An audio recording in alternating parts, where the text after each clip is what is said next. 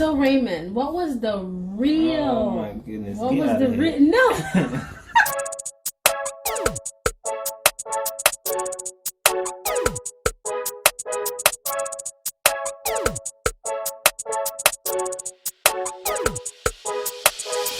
Hello beautiful people, it's your girl Shy-Bivia and welcome back to my channel. If you have not done so just yet, make sure that you go ahead and hit that subscribe button and the notification bell as well. But I just want to say shout out to my new subscribers. Thank you guys so much for subscribing. You know, I'm a newbie on here, but I appreciate the love. Alright y'all, I have a very special guest with me today, my handsome husband. He's probably only appeared in my video maybe once or maybe twice, 3 times or something like that. But today we're just going to talk a little bit about marriage or marriage update, why we got married, when we got married. As some of you know, we got married within a very short period of time. It was very unconventional, but in life you don't always have to do things the conventional way, especially if you weren't necessarily called to. So yeah, we're gonna just talk a little bit about marriage update. How has this, what is it, 6 months, 7 months? Wait, how you remember? I went to September, so it's about 7. Okay, it's about 7 months. We're gonna talk about how has this journey been until our 7th month of marriage. We didn't really plan this video. We knew we wanted to do an update video, but honestly, I'll just be honest with y'all, we did not plan exactly what we're gonna talk about. So yeah, it's just gonna be conversational and just gonna get right. Honestly, I'm just here are we even ready for this video? Should we even do this video? Yes, we are ready. It's okay. Alright, we're gonna do it. But anyway, so first things first, let me just say this. What was your expectation on marriage?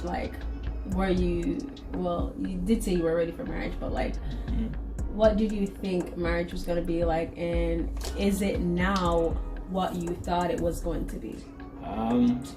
Gotta say I didn't have any expectations when it came to marriage.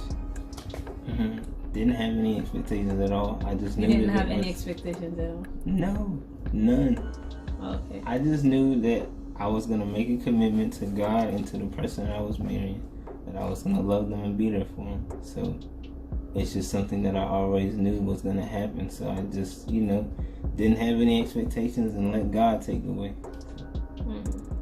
And I think one of the things with not having expectations, especially not having expectations this high, is that when you get into a marriage and things aren't exactly perfect, you're not as easily disappointed or disappointed too much, because you know what I mean? You didn't have this high expectations of what things should be. Because a lot of times, we go into a marriage or a relationship and we have this high expectations, this person is gonna make me extremely happy, and I'm never gonna have these kind of issues, or I'm never gonna have these kind of struggles again because this person is in my life. But we can't go into a marriage or relationship with that mindset, because then that's when you're going to be disappointed, because a person is not necessarily their job is not necessarily to come into your life to make you happy.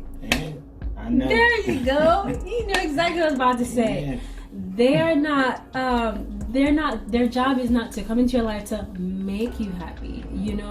You have to pursue happiness on your own. You should make yourself happy before you even go into a marriage. Yeah, that's true. And that's something that I've talked about before. I wrote about back last year in February, long before I even met my husband. entitled Single Yet Not Alone, which you can see below. I was just talking about, embracing your singleness, being content in your singleness, enjoying the things, the things that you like doing in your singleness, and just create your own happiness and not wait around for someone to make you happy, because I'm telling you, you're going to be disappointed. I'm not saying that I'm disappointed.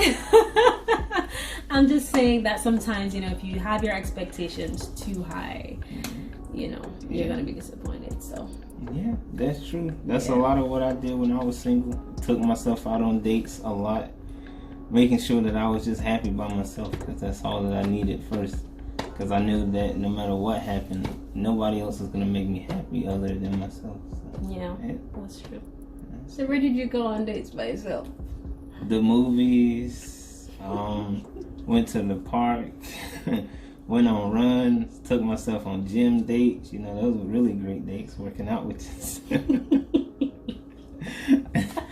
And people always used to ask me, like, why do you go to the movies by yourself or something like that? And I was always like, well, I need to be happy on my own, so I might as well just create my own happiness, spend time with myself, get to know myself, because I can't invite somebody in and I don't even know myself the way I should. Yeah. Back to our first date, right? Mm-hmm. Maybe you can get it. So back to our first date, and I remember asking you, you being 25. Yeah. I remember asking you, okay, so when I asked you, I think I asked you, what was your 2-year goal, or where do you see yourself in 2 years or 3 years or something like that? And you mentioned one of your answers, you mentioned marriage. And I asked you, why is it that you saw yourself being married at, within 2 years? Because typically men your age don't, they're not thinking marriage, So I was kind of shocked when he told me that he saw himself being married within 2 years. And talk a little bit more about that. Like, why was it that you wanted to get married so early at your age? Well, I've been wanting to get married since I turned 18, actually. It's always been something that I wanted.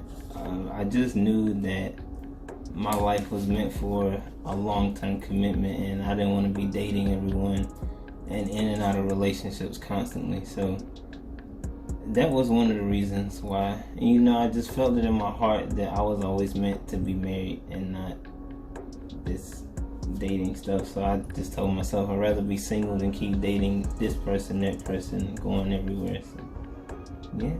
Right. And and that's one of the things, people wonder, why is it that you guys got married so quick? Or, I'm sure, some of your friends thought that you were crazy with proposing to me at the time that you did, and all of that. Did your friends think you were crazy for saying yes? I mean, yeah, well, maybe a couple, but, they didn't really, judge me like that, but, okay. What's her name? What you gonna do? No, but some had their concerns, wondered why, but I think for the most part they were genuinely happy because they trusted my judgment. They knew that I wouldn't just say yes to anybody. I wouldn't have said yes to just anybody that I was dating or going out with or whatever. I do believe that I have strong discernment. I seek God before I do, especially major decisions like that. So I knew he was meant to be my husband. So, that's basically the main reason why I said yes. I'm not crazy. I enjoyed being single. I'm not saying that I don't enjoy being married, but, I enjoyed my singleness, traveling, just doing things when I want to and not having to report to anybody and just living the dream. You know what I'm saying? Okay, so what you living now?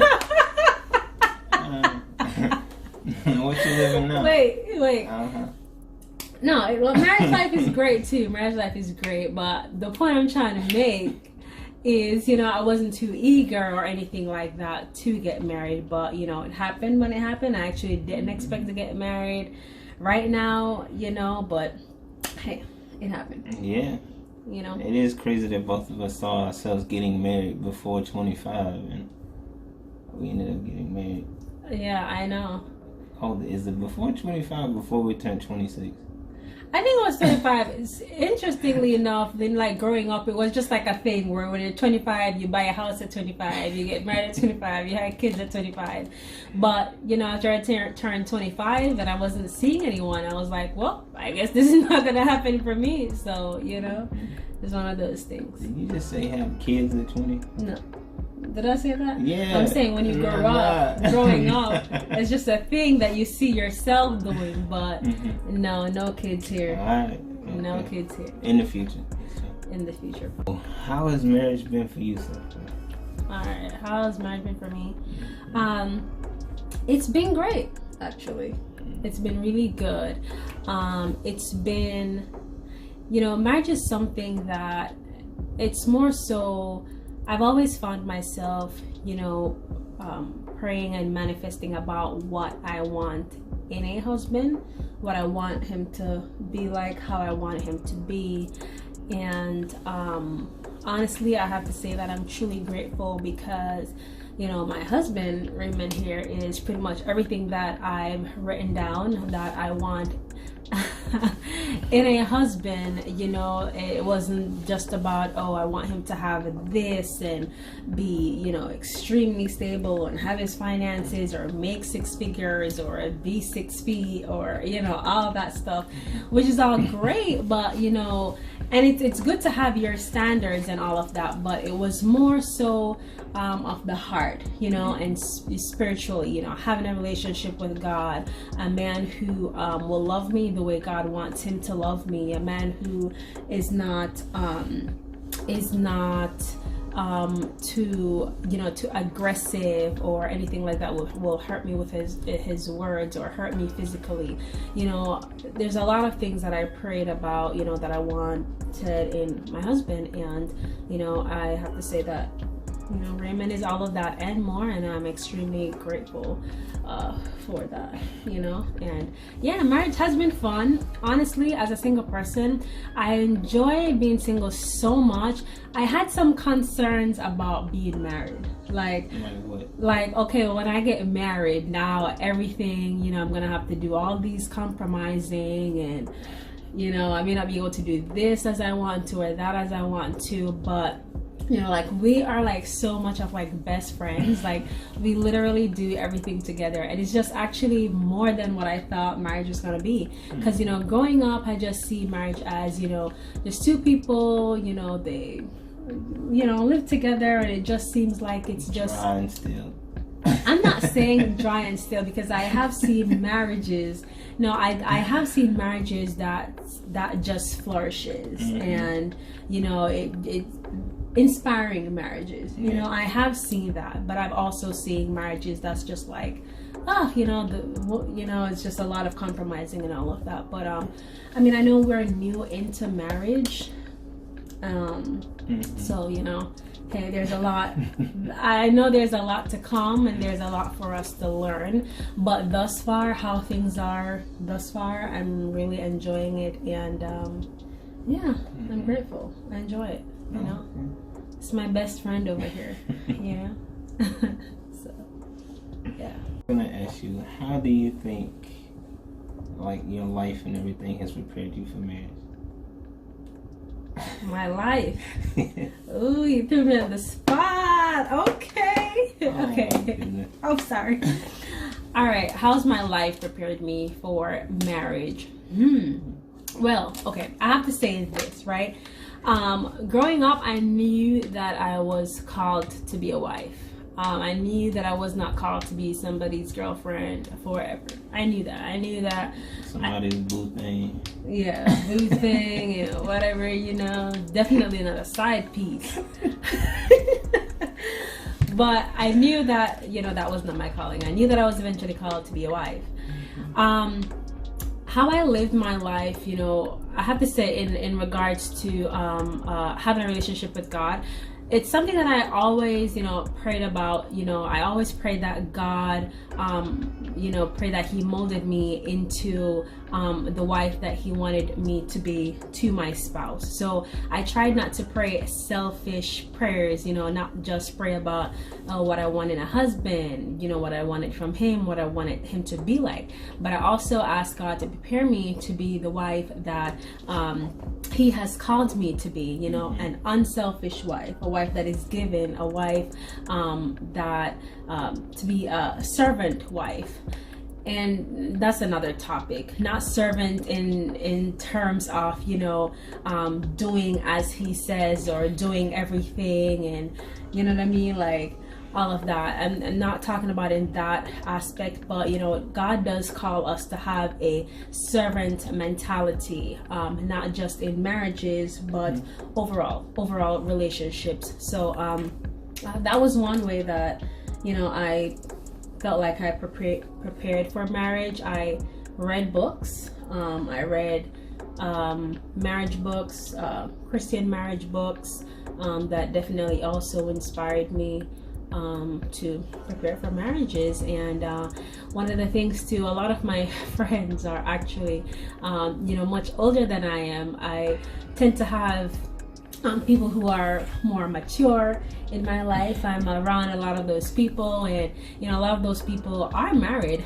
themselves, or have been married, and they just have a lot of experience, and I would learn from them. I'll learn a thing or two from them. So yeah, that's one of the things. Okay. That's how I think that I prepared for marriage, and just overall just my life. I tried to be financially stable, because I knew that going into a marriage, you don't want to, let me just say this, we're not perfect people. We're not perfect people, and life happens, and things happen. And I'll just share this authentic moment, or just say this. One of the things I've always had, like good credit, right? 23, I was able to buy my home and all of that, whatever. And, life happened sometime last year and whatever. And so honestly, I did not feel worthy. I didn't feel worthy that, I wanted to, date or see anybody or anything like that, or get married for that matter, because life happened. I felt like I was not worthy. And interestingly enough, I've heard after I got married and stuff, I heard somebody share a story how she didn't feel worthy because of her finances to get married. And I'm like, wow. That's actually a thing. So I'm sure there are other people, there are other women, and even other men out there that may not feel worthy to get married because of their finances. And I totally get it. You want to definitely be responsible going into a marriage, but I don't think you should let that really hinder you, especially if you feel like it's the right time. Because I'm telling you, how God works, He can do a whole 360, and we have seen that, and time and time again. So yeah, especially men. I know a lot of men struggle with that too. They don't want to get in a committed relationship because they want to have their finances completely perfect. They want to have this much money saved and all of that, and I totally get it. But if you wait for like the perfect time, I've heard a lot of guy friends I have say that as well. They were mostly concerned about their finances and everything, and that was one of the reasons why they'll be like, they don't want to get married or be in a relationship and stuff like that. But with me, it was like, well, if my finances aren't great, that's when, if I still get married, me and my wife can build together, because she knows, she sees me like my finances aren't in order when we first get married. And then, maybe a year down the line, our finances are better than they've ever been in our entire lives. So it's like we built that together. So now we got a stronger bond, because it's like, when you go from the struggle up, stuff like that. Mm-hmm. No, yeah, absolutely. I mean, the Bible says two is better than one, and I mean, two is better than one, honestly. And haven't you seen that since you've gotten married? Yeah, two incomes is better. Yeah, we have definitely seen that, and that's another thing too. I don't know if I should get into it in this video or what, but like, yeah, two incomes is better, and one of the things that we plan on doing, either by the end of this year or the beginning. End of this year. Yeah, like the end of this year, we're going to only live on one income, and there's a lot of benefits to doing that. If life happens, hey, you are already living off one income anyway. You get to grow your savings significantly in a short period of time, more than you would have been able to really do yourself. So we do have that, and we already have a financial plan, and that's the thing with my husband and I. We aren't selfish. We put our finances on the line from the get-go, and I think that is really important to do in a marriage. They do say, or statistically, money is the main reason why marriages fall apart, right? Yes. Finances. Yes. They say that money is the reason why most marriages fall apart, and one of the reasons I think that this happens is because people aren't open and honest in the first place about their finances. Mm-hmm. They haven't put it all on the table, and as when you're married, you want to do that because you want to work on this together. You want to tackle your debt together or whatever. But sometimes, we have this selfish mentality that, what's mine is mine and what's yours is mine. Especially us women, we have that mentality. What's mine is mine and what's yours is mine, But, it shouldn't really be that way. You are both a team, so you both should work together. And I think the mentality that my husband and I have, we're unselfish, and the mentality that we have, we're doing pretty well. We're going to do pretty well because of that plan. We're helping each other to grow. We're helping each other to build. So, and not tear each other down. So honestly, based on what we've already been through in the beginning of our marriage, I don't think finance, would be the thing, to break us apart. I don't even see anything really breaking us apart, really. But finances is definitely not going to be one of those things. So I encourage you, whether you're single, to think about that, to really think about that financial aspect, and don't fall into the trap that, money is the reason why marriages fall apart, and as soon as you start having money issues in your relationship or in your marriage, you just call it quits. Don't do that. It's definitely doable, and it can be worked out. I never understood it anyway. Why would you call it quits with money issues and then have to go through a divorce and then have to pay for a lawyer that Exactly. you already don't have money for? I know. That's a good point. I never looked at it that way. I don't understand. I've never looked at it that way, but yeah. Speaking of finances, I was gonna say as a man, I was a little afraid. Well, not afraid, but a part of it started to get into my head right before we got married. Because I think right before we got married, I lost my job, and in that moment in time, I was just like, in my head, I was like, God, how is this gonna work now? I don't have a job, and I was like, I'm supposed to provide for her and provide for my family. How am I gonna do that now? And it was just, I guess I was just uncertain about it at that time. But I guess I kind of stopped thinking about it because you were there to help me. You encouraged me and everything, and honestly, I think in a span of 2 weeks, I'd already found another job that was better paying than the other one that I had, and now here in New Jersey, yeah. that you had to move to, because he had to move from Virginia to New Jersey. So that was a complicated situation. And you see, I think at the end of the day, God worked it all out for that reason. Because if I still had that job in Richmond, this would have been, I don't know, kind of crazy, because I would have been commuting back and forth. And oh my goodness, when COVID-19 happened, I don't know. See, that's what I was trying to tell you. That's why I knew, like, God has a plan for everything. Like, we literally were supposed to get married, or our wedding was supposed to be February 20th. And was it 2 weeks prior to, or 3 weeks prior to you lost your job? Yeah. Something like that, anyway. But can you imagine, like, about to be married and then lose your job? But honestly, because I'm telling you, like, the God that I've served, and I know it may sound cliche, but I just have, you know, that's just how my faith is set up. I knew that it was for a reason, and I wasn't completely worried.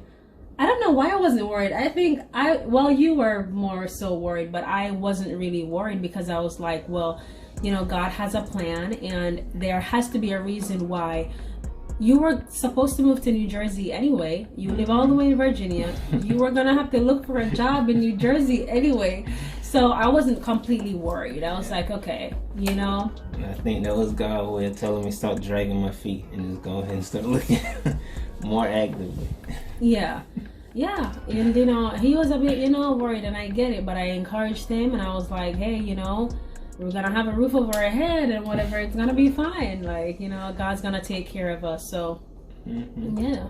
And that's another thing too with getting married. We got married, y'all, literally right before COVID-19 happened. Like, well, COVID-19 was happening in the midst of it, but February, like, we got married like 2 weeks before they shut everything down. Yeah, we got married February 20th of this year, 2020, and they started shutting everything down like March 10th, exactly. So had we wait till, because initially, so our story is a little bit unconventional, as I said before.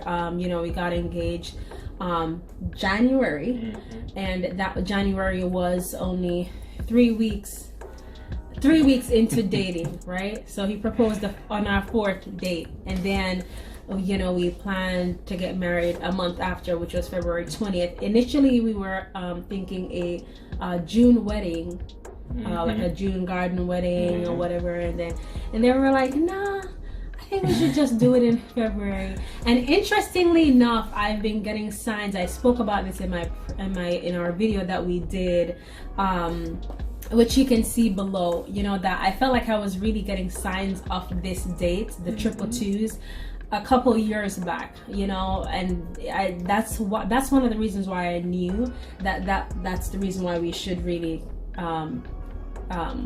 do it on that date. You know, it was just perfect for us, and we were like, you know, let's just do it. But yeah, had we waited into June, May, April, whatever, when we were initially thinking of doing it, it would have definitely messed up. You okay? Yeah. You want some water? You need some water? Some water is okay. There's some water. Yeah, it would have definitely messed up things in a sense. And him living in Virginia and me living in New Jersey, the commute and dating back and forth, and it's just like, you know, why wait when we knew? We knew when we knew. And trust me when I tell you, God knew what he was doing, and we were meant to get married on February. A lot of things worked out. 2020. A lot of things worked out during that time. I didn't know how it was going to work out. I was just like, how is this going to happen? It worked out. Yeah. That's how God works, I'm telling you, okay? Trust God. So Raymond, what was the real? Oh my goodness! What was the real? No. Why oh, it's not ended. Yeah. What was the real reason you proposed to me within 3 weeks of dating? I told you. It was a message from God. That was the thing. It was a message from God. Yes. First date, I got a message from God that you were meant to be my wife. So I just said, all right, I'll trust it, and I won't, you know, question his judgment or anything like that. So, and I'm glad I didn't, because I can't imagine if I did question it, it would be a completely different story right now. So, see? What different story you think it would be? I don't know. I'll still be in Virginia. COVID-19 will still be happening, so wouldn't be able to take myself out on dates as much as I would want to, so that would be crazy. Yeah. Yeah, can't go to the movies when if someone coughs, you gotta run out. Okay, so that was the real reason. Yes, That was the real reason. Okay. But what was the real reason of you saying yes? Really? Yeah. Really? Okay. Well, because I just knew. That's it. Really? That's it. Really? I knew. That's all you got? I knew he was my husband. The second day, I just knew. I just knew. So it didn't feel strange to me that he did. If maybe if it was somebody else, obviously, but I knew that he was the one for me. So. Okay. Yeah. All right. So let's talk about keeping God into our marriage. The importance of putting God first in your marriage, putting God first in your relationship, and how that has worked for us. For one, we both believe in God. We both consider ourselves believers in Christ, Christians, and that has set a foundation in our marriage. So even before coming into our marriage, putting God first in everything we do, that was priority, putting God first. So we basically carried that over into our marriage, and it has been beneficial. So yeah, you want to talk about like what one of the ways that we do that? Really? Yeah. Oh, one of the ways we do that is reading the devotional. We read devotionals. Try to every morning. Try to every morning. Sometimes we do it consistently, on days, and then some days it doesn't work out that way. But that's definitely something that we definitely try to do, and it's been great. We've learned so much together. It's just so the Bible talks about this, how where two or more, two or three is gathered. It's always better. Two is usually better than one. Yes, it's good to have your own personal devotional time with God. You do want to have your separate devotional life, but as a married couple, having it together is also important because it helps to increase the bond that you both have. And when you guys are having certain struggles or certain issues, having devotional or just really sitting, if you want to call it meditation, some of you may not believe in God, may not be Christians, may not pray to God, but it's really important to sit down with each other and really just reflect on your journey as a couple. How is it that you guys can improve your marriage? So meditation, praying together, having devotional, it's definitely important. It allows you to see things differently, and some of the things that you may find yourself angry about, or just some of the things that you are struggling with, having devotional can definitely help you overcome that. So it allows you to be a little more open about things that are going on. Yeah. And allows you to communicate and just see it from a different perspective. Yeah, absolutely. And one of the ones we did recently was the devotional with Tamla Man and David. David Man. And it was pretty good. It was really, really, really good. I can't remember like all the scriptures and stuff like that, but one thing I like about those devotionals, like if you can download like the Bible app, and they have so many different like plans out there. You can literally just type in marriage devotional or single devotional, whatever devotional you want to look for. But as a married couple, you can type in marriage devotionals, and you'll be surprised as to how many different devotionals that are there. So many. Yeah, exactly, that you can actually do with your spouse. And some of the devotionals have, like the one that we were doing recently with Tamla Man and her husband, they had questions at the end of their devotional, which was good because it's like, it was questions, it had like a prayer at the end of like each devotional that we do together, we pray together, and then it also had questions as well. that you can ask your spouse, so that you really get to sit down and evaluate your marriage and see where you guys can pick up the slack and where you can improve and better your marriage. So I'm telling you, it's so good and so beneficial to sit down and do devotional. It may not be a perfect situation where you're doing it every day. Life happens, and you know, we have lives and everything like that, you know, different schedules and whatever, but at least a couple times a week, I say, you know, a couple times a week, a few times a month, it's great. I think so. Yeah. I think, yeah. At least sometimes, you know, we aren't perfect. None of us are. Yeah. So yeah. Yeah. Just a couple. Yeah, absolutely. So definitely try that out. But anyway, we are going to wrap this video up because we don't want it to be too long.